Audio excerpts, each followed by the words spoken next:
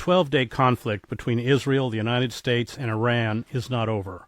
It is the first phase of what could become an endless war, much like Israel's decades-long sporadic war against Lebanon. The attacks on Iran, as with the invasion and occupation of Iraq, was based on a lie. Neither U.S. intelligence nor the United Nations concurred with Netanyahu and Trump's claim that Iran was weaponizing its enriched uranium. Israel was able to inflict significant damage on Iran, including what it says were the targeted assassinations of 30 senior security officials and 11 senior nuclear scientists. But Israel and the United States do not appear to have, as Donald Trump insisted, obliterated Iran's nuclear weapons program. At best, it probably set back any enrichment program by only a few weeks or months, should Iran decide to build a bomb. Iran's surface-to-surface missiles probably caused more damage and casualties than Israel expected, but because the Israeli Air Force had virtual control over the skies of Iran and was able to find and hit those launchers with increasing efficiency.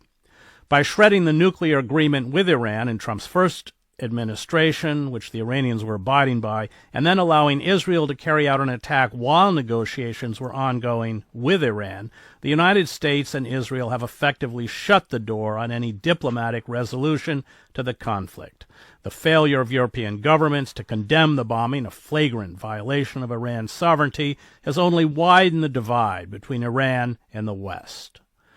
Rather than weaken the Iranian regime, these attacks have enraged Iranians, especially young Iranians, who poured into the streets in the millions for the funerals of the victims of Israel's attacks. It has hardened the resolve of Iran's rulers, who have suspended cooperation with the International Atomic Energy Agency and rejected calls by the Trump administration to resume negotiations. Joining me to discuss the fallout from this 12-day war and what comes next is Alastair Crooke, a former British diplomat who served for many years in the Middle East, working as a security advisor to the EU Special Envoy to the Middle East, as well as helping lead efforts to set up negotiations and truces between Hamas, Islamic Jihad, and other Palestinian resistance groups with Israel. He is also the author of Resistance, the Essence of the Islamist Revolution, which analyzes the ascendancy of Islamic movements in the Middle East. You can find his work at conflictsforum.substack.com. Let's begin with a question has puzzled me since these attacks began, and that is why it was so easy for Israel to take out Iran's air defenses, which were a mixture of Iranian-produced air defenses, of course, but also Russian air defenses. Well, there's a certain deception about what happened there. I know that it is advertised by Israel and by many in the United States that there was open skies and that Israel could actually come across and destroy the air defenses. That actually is not true. In fact, if you look, you'll find there is not a single video. Many people were taking, shots from their smartphones and things, not a single video of an Israeli aircraft over Tehran or Iran as a whole. What happened? It's really very interesting because it has a very important impact. What happens was that well before the 13th of June surprise attack that Israel mounted on Iran, Israel Mossad and its special forces were pre-positioning strike anti-tank weapons from Kurdistan area, from Erbil and the Kurdistan area of Iraq, across the border into Iran, quite close as they could get to the air defense systems that were present. And then special forces, and the Israelis have admitted they had special forces in Iran at that time. And the special forces then were using ballistic missiles guided by American software the Battlescape software system onto the targets that they wanted. Now, there were no aircraft crossing into Iranian airspace, except that some aircraft from Israel flew right along the north of Iran, which is very mountainous and really deserted, into Azerbaijani airspace.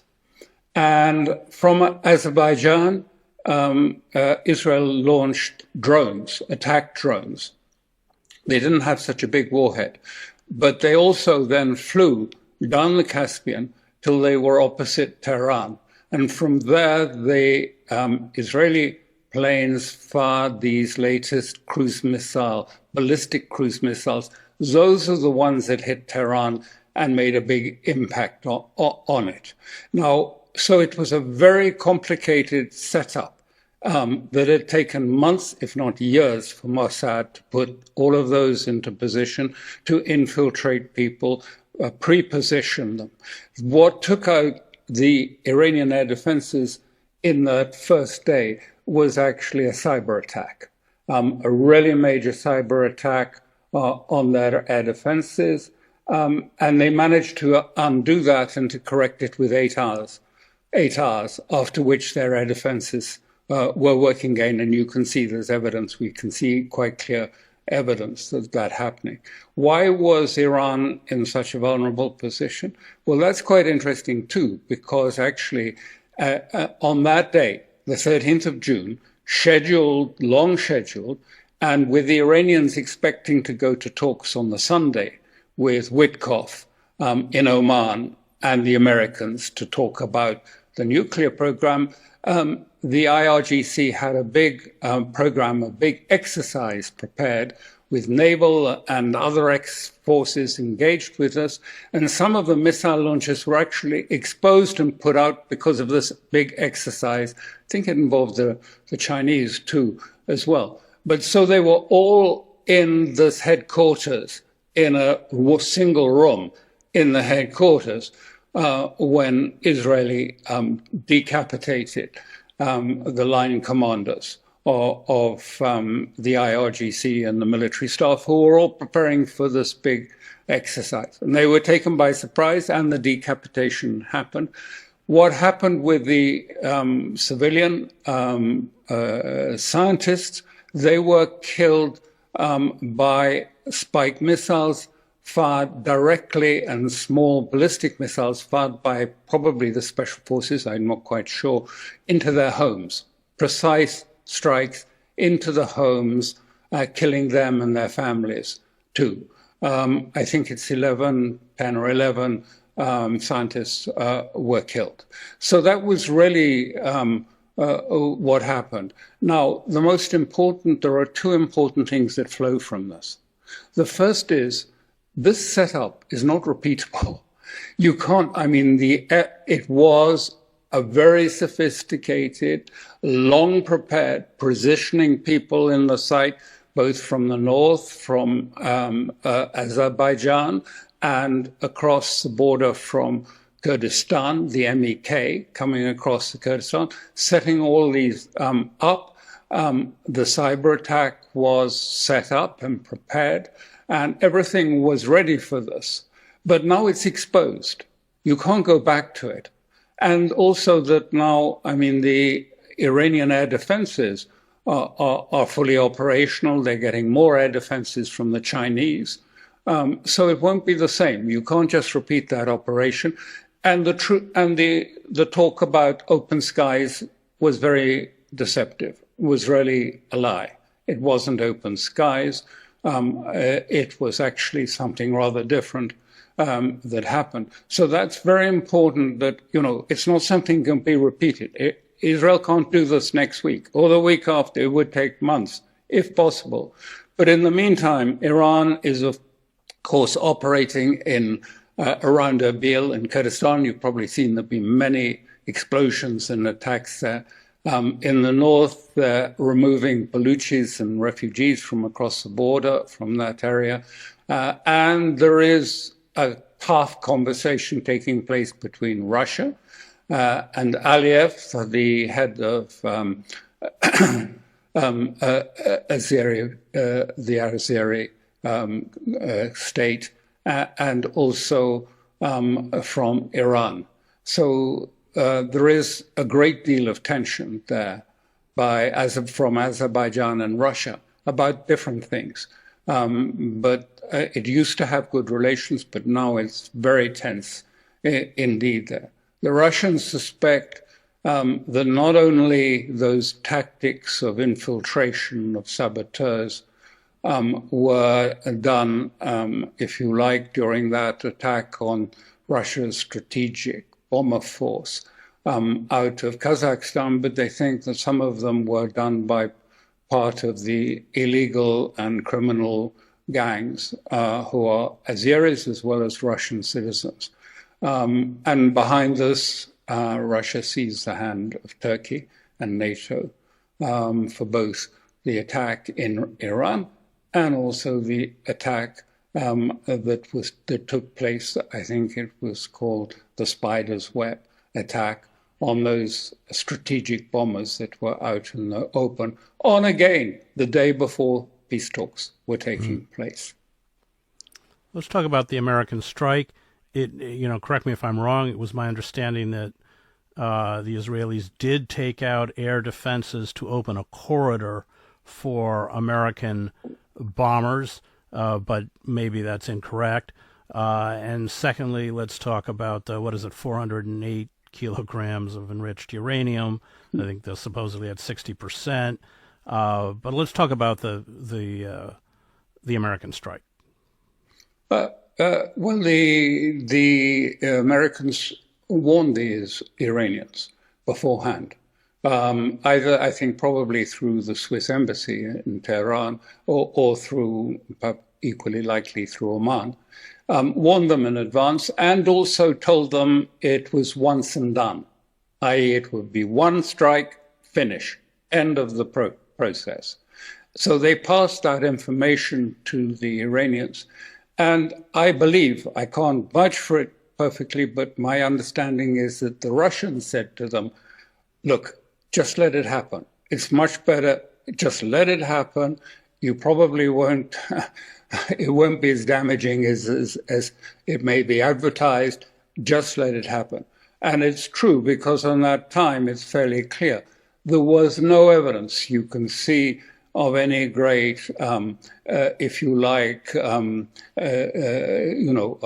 defenses being used or mounted or explosions. Iranians tell me, I was in Iran just before this happened. The Iranians tell me it was very quiet that night. There was nothing happening. So they just came in, they did what they wanted to do, and then they left. What success they had? Well, nobody can really say, at this stage. Anyone who tells you or says they know, I don't think is telling the truth, because the only way you know, there are about 5 entrances to Fordo, 5 different entrances. 2 of them were blocked up with soil by the Iranians before the strike, 2 days before. And the whole basis of this depends on a very controversial piece of if you like, mechanics. Most of those entrances to the Fordo base have got blast bends in them. In other words, if there's an explosion, it can't go any further. It can't reach the centrifuge hall. Centrifuge hall, don't forget, is at 800 meters depth in this mountain. And then there is an event. And this is a source of controversy in America as anywhere else, is according to the Americans and who briefed Trump, the vent had no, if you like, bend in it. It was vertical, straight from the surface down to the centrifuge hall.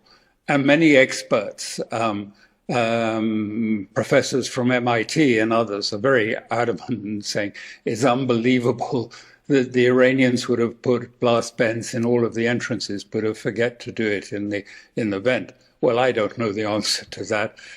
You'll have to go and ask the professor about that.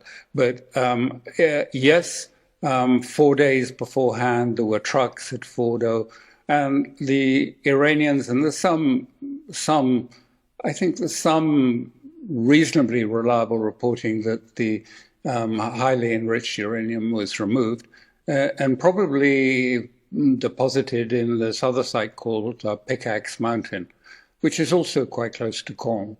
And I would think it's probably hidden there somewhere. It's even deeper than Fordo, by the way. But it's never mentioned because it seems to be off the radar. Anyway, I think that is probably where it is.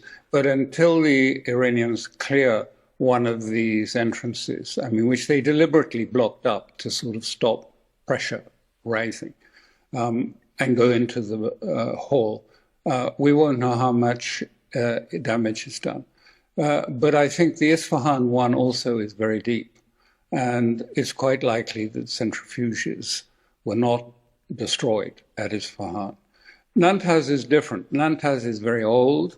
It's there from the Shah's time. It's mostly on the surface. I remember passing it and you could, it's there and you see it. But they put the centrifuges down, I think, between 60 and 80 meters. So, I mean, maybe they're badly damaged. Who knows? But they don't need many centrifuges. One of the things that this professor from MIT, Postel says that, once you get to a certain point in the enrichment process, then it becomes exponential. You just have to do a tiny bit more and that you're up at 90%. So, I mean, they don't need many centrifuges to have survived. The pilots talked about seeing explosions, but what I heard, that was, in fact, not a good sign. Yes, that's right. That is a sign that there was a blast bend on the vent. And so the blast was coming up. And that's why I had a spectacular view of explosion, because it hadn't gone down to the centrifuge floor. It had come up and was at the surface. So it isn't necessarily a good indicator of that. So that was really the gist of it, that I think it was clear, that Trump wanted it. And we know quite a lot about that day because someone, and I wrote about it since you, and I'm sure you probably know Michael Wolff, who's written 4 books on Trump. And he was talking and calling, he works by calling interlocutors that Trump has just spoken to on the phone. And he says it's a really reliable way of finding out what Trump is thinking, because he says the same question to each interlocutor. And it's not really a question. So on the 12th, it seemed that on the 22nd, rather, the day of the American strike, Trump was quite anxious, according to Michael Wolff. And he kept asking people, I mean, is it going to work? Is it going to be a win? Is it going to be, a game changer? I'm hoping for a game changer. We want something that is perfect. And this will be, a big headline and a big win. And I want the headline, we won.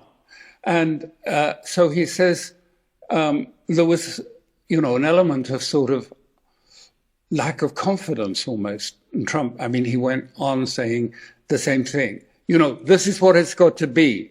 In, boom, out. In, boom, out, ceasefire. And so that's how it was presented.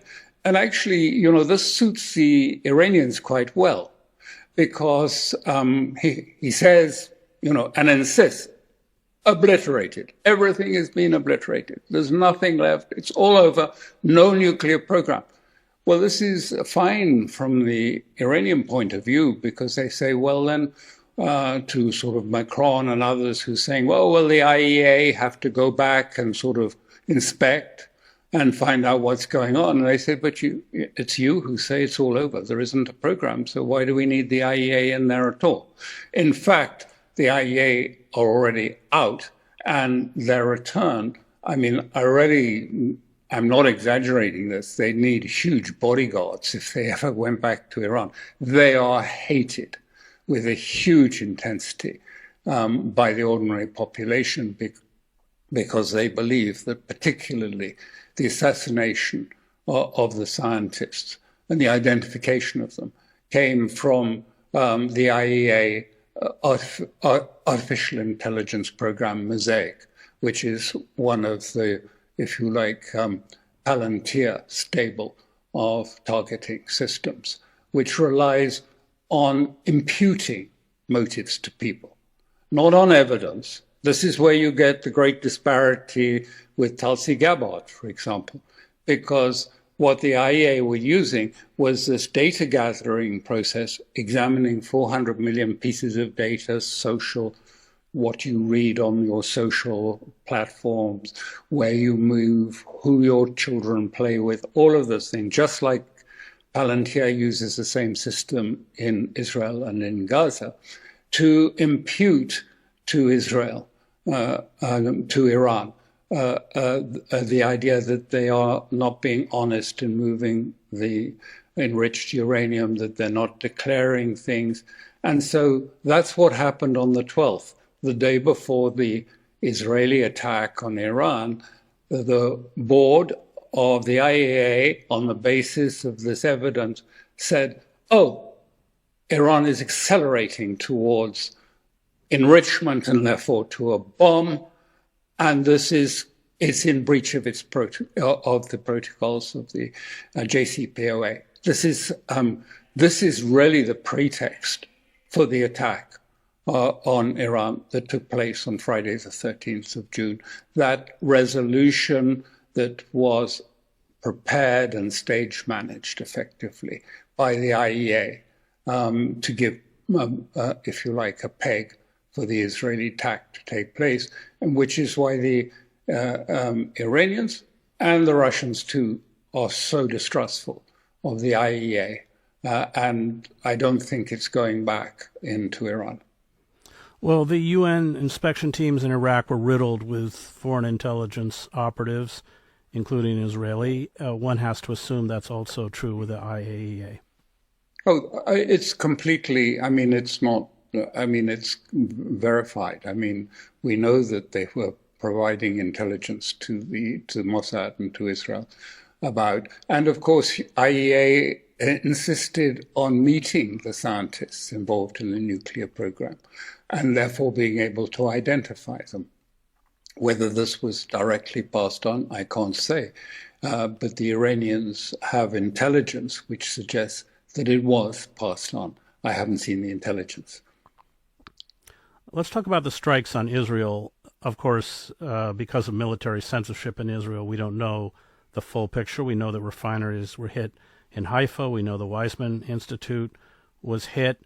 Reading it from a distance, it does appear that Israel was probably a little surprised at the extent of the damage that the Iranians were able to inflict.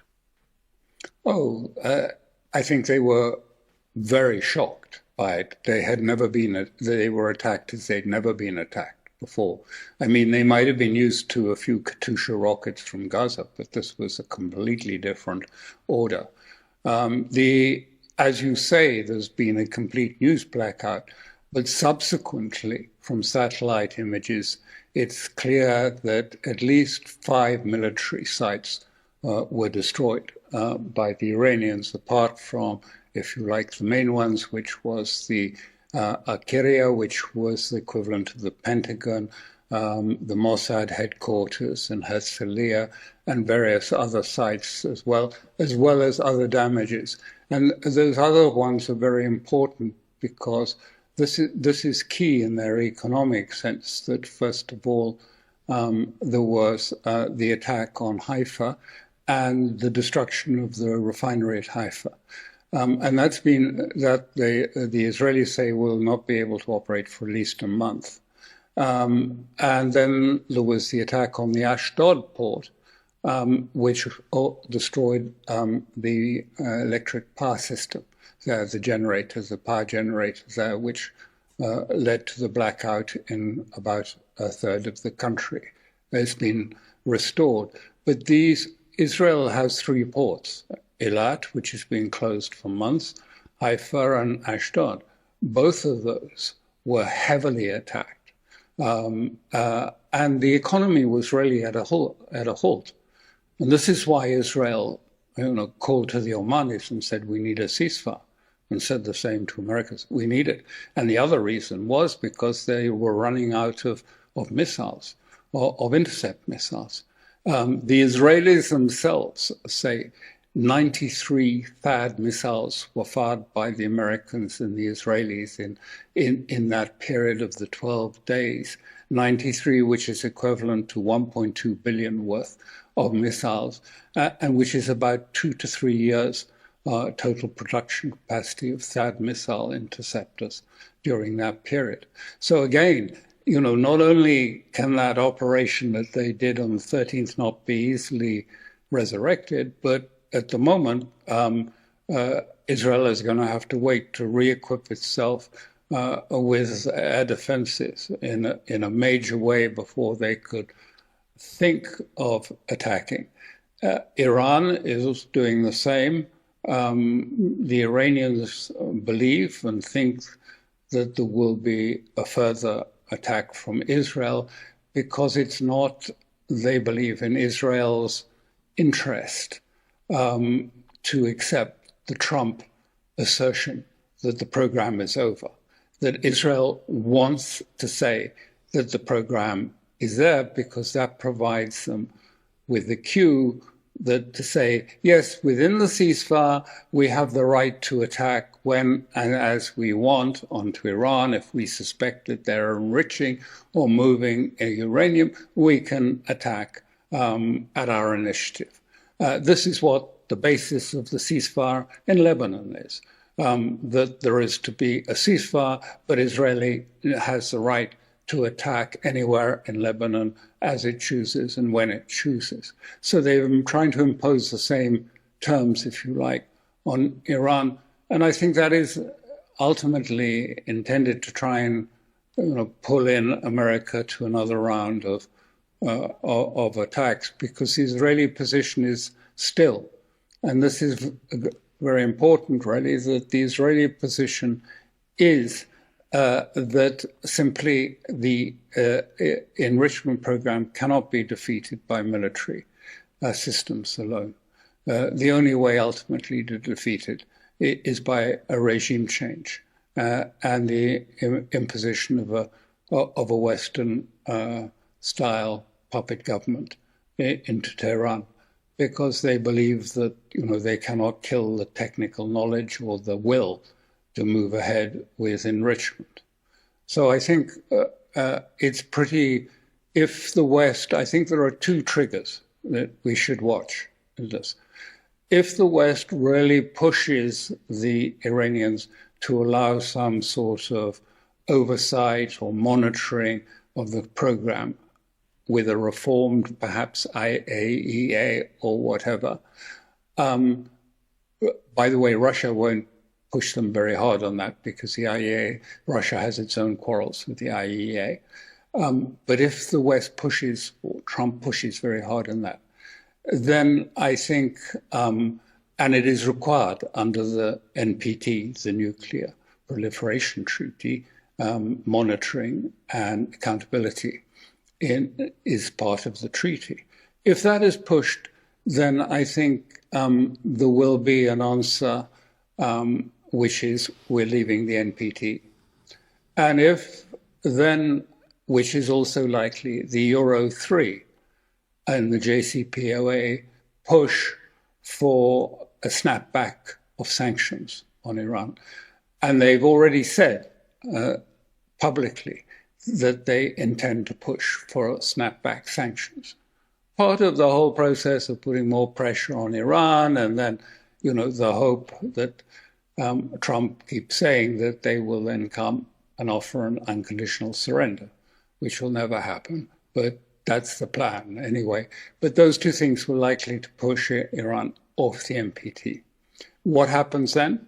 We have to wait and see. But there is a very strong patriotic mood, as you referred to in the introduction. And what is so striking is it's the young, the people that people thought were not necessarily, supporters of it. And they are totally supporting the supreme leader. He's like a sort of celebrity figure now for everyone, for the young and for all. So I don't know whether they will decide to move towards a weapon or leave it in sort of strategic ambiguity. That's a possibility too. Well, these kinds of attacks always generate that kind of blowback. I was in Buenos Aires right before the British attacked the Falklands, and the regime was about to fall, the junta. And then as soon as the attack began, these people became national Galtieri, and all these criminals became national heroes. I want to talk about that process because the supreme leader has, I think it was 2003, had written that it was against Sharia, Islamic law, to build a nuclear weapon. That's perfectly true, but there is some important element. Under Sharia jurisprudence, there's a thing called ijtihad, which is that you can change law through reasoning, through a process of reasoning. And that reasoning can be changed on the basis of time and circumstances. So that if it's no longer appropriate because, the world has moved on and life is different, or because of a changed circumstances, then a jurist, it has to be a jurist. It's not a political decision, but a qualified jurist, Hojat al-Islam or more senior, can actually change the law, and a new fatwa can be issued very easily. It doesn't need, parliamentary or pew. But there is a majority in Iran now of people who argue that it was a mistake never to go down this route, and that this is going to be something that is going to be really much more, and this is something the Russians have alluded to, which I think is quite significant. They're saying actually this whole proliferation process that the West had is actually back to front, because actually it's pushing people ultimately towards a weapon, not preventing them, because this process of going around and just threatening states, we're going to bomb you to the Stone Age if you don't do what we tell you, actually has ended, and that's what happened, of course, with North Korea. I mean, they'd agreed a process of giving it up, but then more requirements and more requirements were imposed. I mean, it was all agreed, and there was going to be money put in and a new process. And then the extra demands that Washington imposed on top of the original agreement prompted the North Koreans to say, oh, hang it. It's not worth it. I mean, it's much better that we should go for a bomb. So, I mean, the Russians and others are saying, well, this whole non-proliferation, actually the real proliferators at this moment is the West, because they keep pushing people towards thinking the only thing that they need. And look what's happened. They bombed Iran, and now Saudi Arabia is talking about a weapon. Now India is expressing concerns about it and what the consequence will be. Other states will be pursuing it. So actually, rather than stopping proliferation, acting to stop proliferation, as the West says it's doing, it is actually encouraging proliferation. That's the Russian view. Medvedev said that. The vice president said that quite recently. Well, you also have the example of Gaddafi, who gave up his program. Exactly. Exactly. It wasn't too difficult to take away, I remember, because it was still in its packing cases. He hadn't even unpacked it, and it was removed. Anyway, that was, yes, there isn't a good history by this. Well, let's talk about the increased drone activity that apparently is occurring over Iran and what that means. The Israeli drone activity over Iran at the moment is not attack drones. It is mostly surveillance drones. They're sort of trying to scope out radar and the sort of the time it takes for radar to lock onto them and where the radar is. And that is being fed into the American. Only the Americans have this sort of satellite-based battlescape map that sort of tracks all radar and air defenses so that you can, if you like, construct your missiles to sort of do a slalom between all the impediments to reach your target. So that's what's happening at the moment. Plus, and I heard this from Tehran just yesterday, they're under huge cyber attack from all NATO, they say. I mean, there's a big cyber attacks going. So I think, both parties expect there will be another round, and Iran certainly, and Israel is preparing for the next stage. So I think, although Trump, and I don't think he wanted this, I mean, from everything that Michael Wolff said about those calls, which were, I just want this to be perfect. I want this, I want this to be in, boom, out, finish, ceasefire, done. Let's close it. We finish this talk. I think that what Trump is trying to do there is he does not, and Michael Wolff says, and I think this is absolutely right, he doesn't think he has the attention span to do a long, drawn-out slugfest fight with Iran. What he's trying to do is shut it down to give him enough space to get back to what really wants, which is, if you like, this new Middle East business world, this new structure whereby Lebanon and Syria and others will be brought into some form. We will have the Abraham Accords 2.0, and that through this will open a universe of business and trading possibilities through, and that he hopes that Iran can just sort of stand on the sidelines and not do anything about it till he can find some other agreement with Iran. But the main thing is the headline. Let's have a big headline.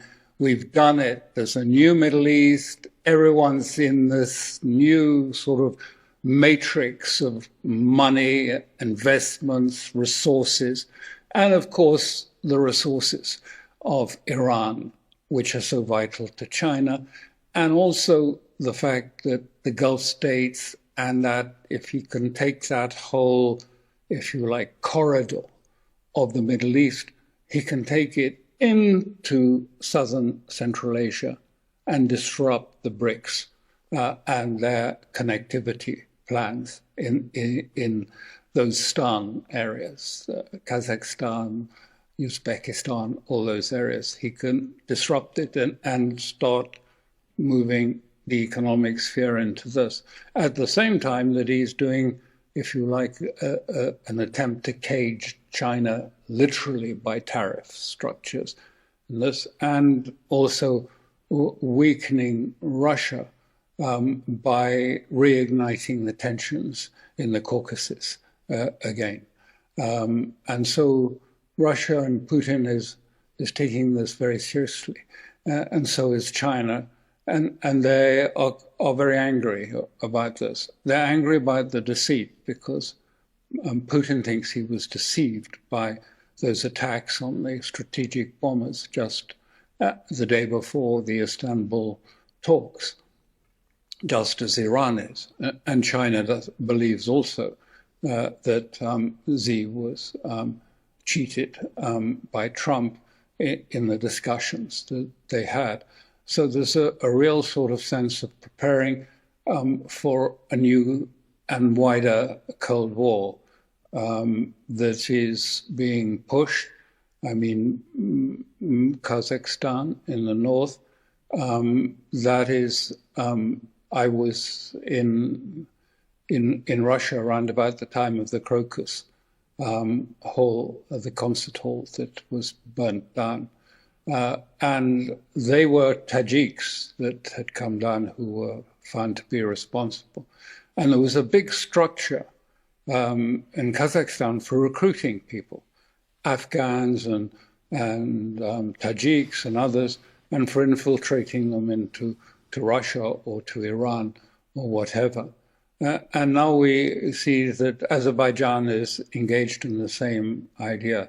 Now, the reports, I can't verify them, but recently Russia arrested a number of Azeris Russian citizens, and that produced a dramatic response from Aliyev, who arrested all the Sputnik journalists and many others in Azerbaijan, and they roughed them up, and they've charged them with espionage and other charges.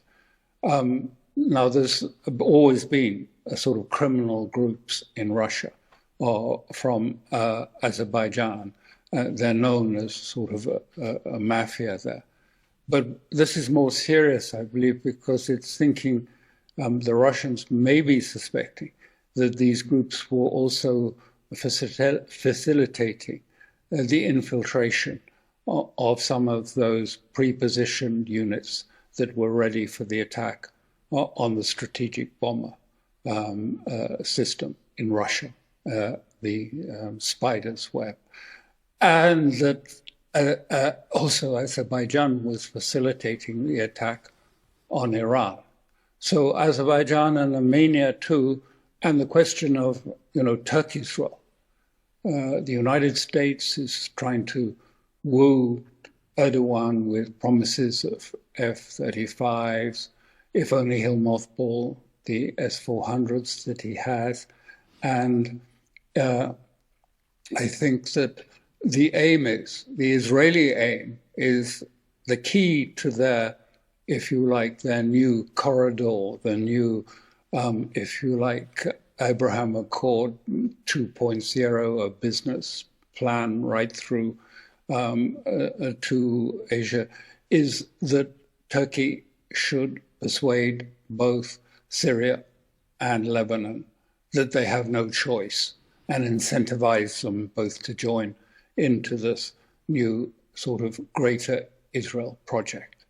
So this is why there's a lot of tensions that all these proposals that are coming out of America at the moment, the intent to sort of cut off China from trade by putting differential tariffs on China if they transship goods through Vietnam or another country, the prospect of new sanctions on Russia, the attack on Iran as a pivot, a key pivot for Russia and China of the whole BRICS structure. All of these things are producing a really strong response from Russia. I mean, has given very tough response to Trump in this, and says, we know exactly what you're doing in the Caucasus. We know what you are doing in Azerbaijan, and we won't put up with it. And so Russia responded to this by destroying the 2 refineries in Ukraine that were fueled from Baku, from Azerbaijan. There was Azerbaijan input that was fueling these 2 refineries. This was a warning to Azerbaijan, stop playing around with this. So Iran will be saying something rather similar, I suspect, to the Azeris. Now, I think some people in the United States even dream of the idea that Azerbaijan could invade at the right moment in coordination with Israel into Iran, as the Baluch perhaps come from another side or the Kurds from the other. But I think that is very far-fetched because 85% of Azeris are Shia. There is, if you like, the leadership is Turkic more than Iranian Shia, but they're Turkic, either Sunni or Shia, converted. Anyway, it's very secular. And the Iranians, all the Azeris in Iran are very, very loyal to Iran. And, people talk about, well, the Azeris glass ceiling. And I slightly laugh at that. And I say, well, there's one person you probably have heard of who's a really well-known poet. And he writes in the Azeri language and he's fluent in the Azeri language, and he is Azeri, and that's the supreme leader. So it's not that the Azeris are completely sort of outliers in Iran. Didn't Israel launch drones from there? Isn't that a launch point? Exactly. They launched drones, and also, as I say, the airspace of Azerbaijan was used for standoff firing of drones that had these new cruise missiles, multiple cruise missiles. They could launch them once they were in Iranian territory. I have two last questions, but just on Gaza, because in the meeting in the White House, when reporters were allowed in, Trump and Netanyahu were talking about depopulating Gaza. That Netanyahu very cynically said it's not a prison. People who want to leave, of course, there's enforced starvation since March 2nd, should have the right to leave. Just your thoughts on what's happening in Gaza. What's happening in Gaza is that Netanyahu and the right are intent on, first of all, pushing all the Palestinians into what amounts to a concentration camp in one small part of Gaza. They will be put in, but they will not be allowed out of it. And it is a stage towards, it's politely called voluntary expatriation, but it is, of course, mandatory, if you like, removal of the population from Gaza. And the same is going on in the West Bank. Huge process. Smotrich is in charge of this aspect. And there is a real effort being made because they believe they can persuade Trump to annex most of the West Bank. But settlers have moved into large areas. New settlements are announced all the time. It is the annexation is afoot in the West Bank, as in Gaza. And I think I remember Smotrich was always very, very clear about this. I remember listening to him about 6 years ago or so, and he said, listen, this is our plan, to remove all the Palestinians from the area. And he said, but as it is with the legal system, it's difficult. What we need is a big crisis or a big war. And when that happens, we will complete the project. That's what we're looking for. And that's why they're always sort of playing around with the Temple Mount, Al-Aqsa, looking to use that perhaps as the pretext to sort of trigger a commotion in the whole Muslim world.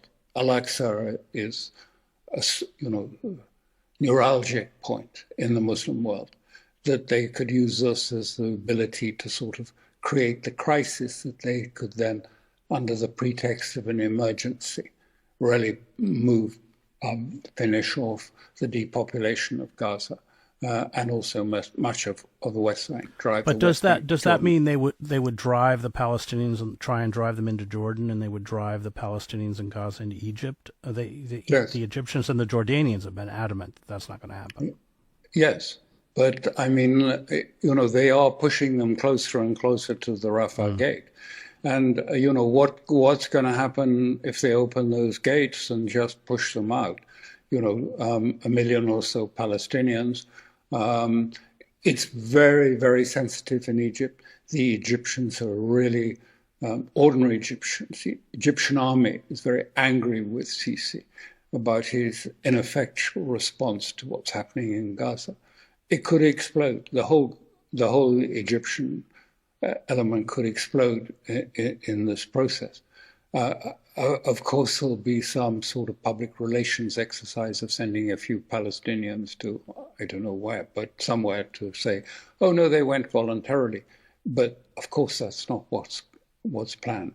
Planned is another Nakba from Gaza, and it's unfolding sadly.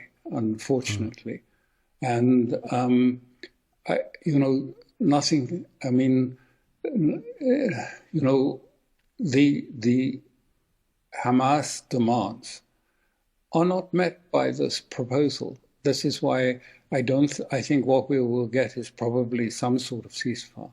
But it's a ceasefire designed to allow the Israelis to resume the attrition of Gaza, either because they'll claim it broken down or because they'll claim, the 60 days are over. And the Hamas position remains unchanged. We want an end to the war. We want the removal of all of the Israeli troops from Gaza and a reconstruction of the Strip. And of course, the Witkoff proposal does none of those things. It doesn't provide for an end of the war. There will still be Israeli forces inside Gaza during the ceasefire and after. And the proposals for reconstructing it is quite different, to be done by pliant Arab states. And we should just draw that parallel between decapitating Hamas. I knew Abdelaziz Rantisi, one of the co-founders of Hamas, assassinated with his son in 2004, a long litany of Hamas leaders who were killed. And of course, it disrupts the organization without question, but just because Israel has decapitated Iranian leadership, ultimately, I mean, I'll get your feed on this, but it ultimately doesn't disrupt the system. I think that's exactly what we saw in Iran. I mean, that actually, as so often has happened, Israel decapitates the moderates, and the younger generation that come in are much more hardline than, they're rather elderly. I mean, some of the IRGC, are veterans from the Iran-Iraq war, and, the younger are much more vigorous and much more determined than the older ones. And that's what's happened. And I think what we've seen is the other part of this great equation that was supposed to come out of Washington. Hezbollah have said categorically they will not accept any process that leads to their disarmament. Now, this may end up in civil war in Lebanon. It could do. What the Americans are pushing very, very hard in every way to disenfranchise, depoliticize, demilitarize the Shia, who are the majority in Lebanon. It won't happen. I mean, they've been down that route in the past, as you know, and it's not likely to happen. Let's just close with the next Israeli strike. I mean, which, you talked about how Israel views ceasefires. This is writ large in Gaza, where Israel violates every single ceasefire they make to, quote unquote, mow the lawn. That same kind of mentality will most likely be used to, again, make strikes against Iran if, in Israeli eyes, they feel they are reconstituting military defenses or a nuclear program. How do you picture that strike and the consequences, the next one? I think the first thing which is really important to say is that, we follow the Israeli press very, very closely, the Hebrew press, not just the English language press. It's very clear that they know now, after what has happened, they sustained much more damage than they had expected, that they cannot attack Iran without full, unstinting American support. Now, the question is that going to be forthcoming? And I think one of the things that I feel might stop it is the question of the MAGA. I think the MAGA are really quite unhappy. There were two issues in the American election: immigration and forever wars. And the MAGA, came, and also there is quite a number of Democrats, young Democratic voters, who supported Trump mainly because he promised peace and no more war. Not necessarily for the other part, but certainly for that. They are starting to filter away. And it's also in the MAGA, you've seen, Steve Bannon and Tucker Carlson and everyone, there's a big pushback against it. They have, Trump has a majority, I think you correct me if I'm wrong, about 3 in both houses, in the Senate and the House. It's small. And midterms are just over a year away. So I think he is going to be worried about the internal position, the MAGA position in that. And that was obvious almost when Hegseth came in, spoke, and he said, he went on, you may remember it, he made a statement, I think on Fox News, saying, look, we're not attacking Iran per se, or the Iranian people, we're just attacking the nuclear program. I think, we're not wanting to have a war with Iran, we're just trying to, sort this part out. So I think he will, because, with only 3, it would be quite feasible.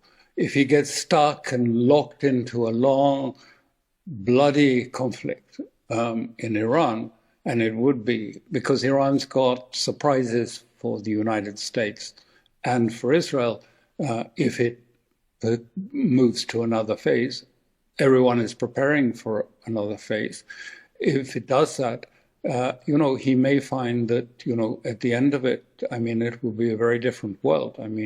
One can't even rule out if there is a change at the midterm elections, impeachment and things might come back onto the agenda.